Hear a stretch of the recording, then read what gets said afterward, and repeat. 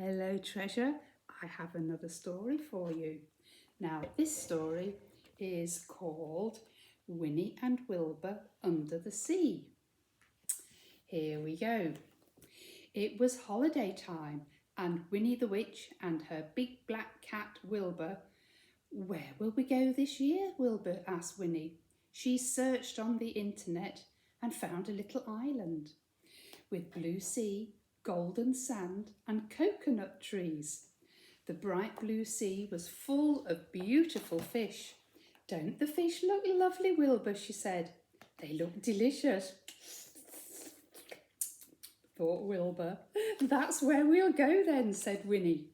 She packed her suitcase, Wilbur jumped onto her shoulder, and they zoomed up into the sky. At last, they found the island. Oh, it did look lovely. They landed on the golden sand and found a comfortable hut. Winnie put on her flippers for swimming and her goggles. Then she dived into the water. Splash! Wilbur climbed onto a coconut tree. That was fun. Then he had a sleep. Oh, that was peaceful.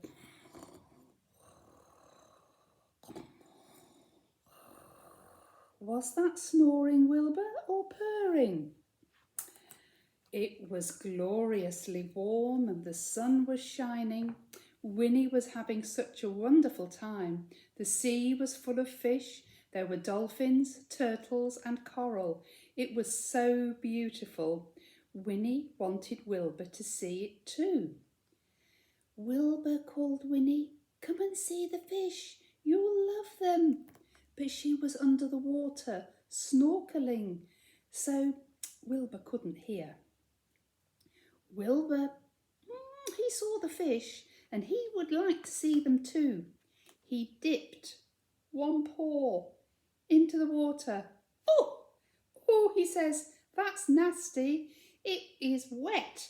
Meow, cried Wilbur, because he hated getting wet. Then Winnie had a wonderful idea. Even though she was snorkeling, she had her magic wand with her, and she waved her magic wand. Abracadabra, she shouted, and Wilbur was no longer a cat. He had changed into a catfish. Wilbur, the catfish, dived, splash, into the waves and swam away. He was having a wonderful time underwater. Winnie watched him through her goggles. He chased away some tiny fish, then he dived under a dogfish and played catch with a crayfish. Wilbur the catfish was having so much fun that Winnie wanted to be a fish as well. But she couldn't be a fish, could she? She had to hold her magic wand. Can a fish hold a magic wand? What do you think? She tried because she so wanted to be a fish. So, with her magic wand, Winnie waved her wand and shouted, Abracadabra! And Winnie changed into an octopus with orange legs and yellow legs, and the octopus was holding a magic wand. Wow! It was such fun being an octopus. Winnie the octopus waved all of her 8 legs and floated through the seaweed, around the coral, over the rocks. Wilbur, the catfish, darted around her. Thousands of fish swam with them. Tiny fish, big fish, and suddenly there was a sea lion. He was rather large. The sea lion flipped his tail. Winnie lost her wand. She grabbed at it, but she missed it. A swordfish tried to spear it for her, but he missed too. A jellyfish nearly caught it, but missed as well. Down, down it sank into the wreck of an old sailing ship. and then it seemed to disappear. "Oh, blithering broomsticks," wailed Winnie, but it sounded more like blubble, blubble, blubble. "Blubble, blubble, bubble," cried Wilbur. They didn't want to stay under the sea as an octopus and a catfish forever. Where was the magic wand? Stuck in the anchor? No. Under the rope? No. Behind the big crab? No. In the treasure chest? Yes, there it was. In the treasure chest. Yes! Wilbur flipped open the lid. Winnie grabbed it, waved it 5 times. 1, 2, 3, 4, 5, and shouted best she could, "Abracadabra!"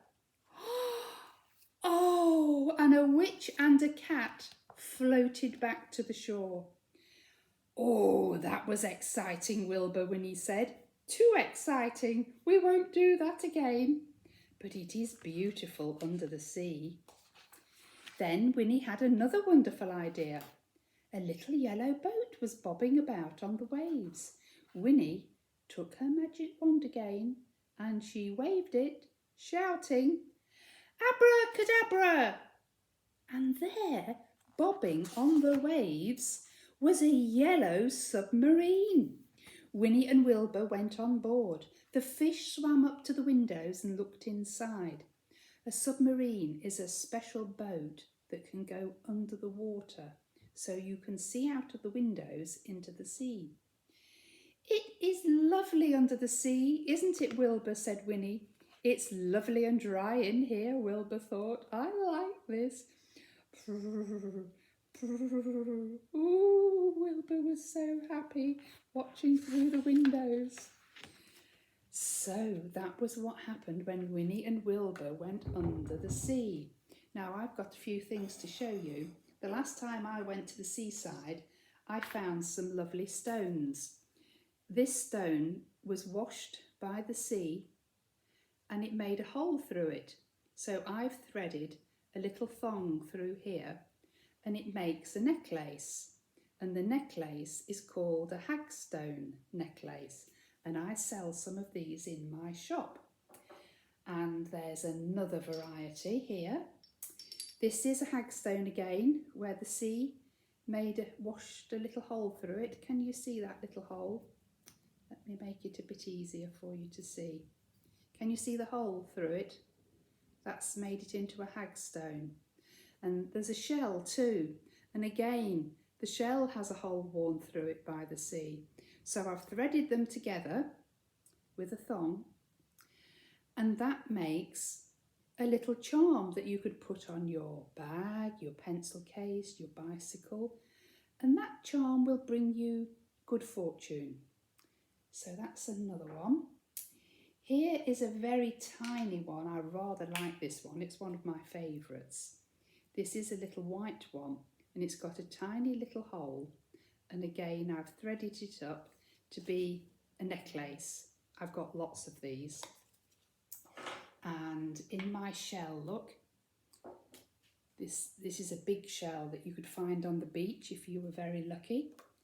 And again, here's another one with a hagstone, and this one has got something very special. This has got 2 little charm spell bottles. One I filled with little stars that are purple, and the other one's got little pink stars in it. Can you see those? Purple stars and pink stars in the little spell bottles.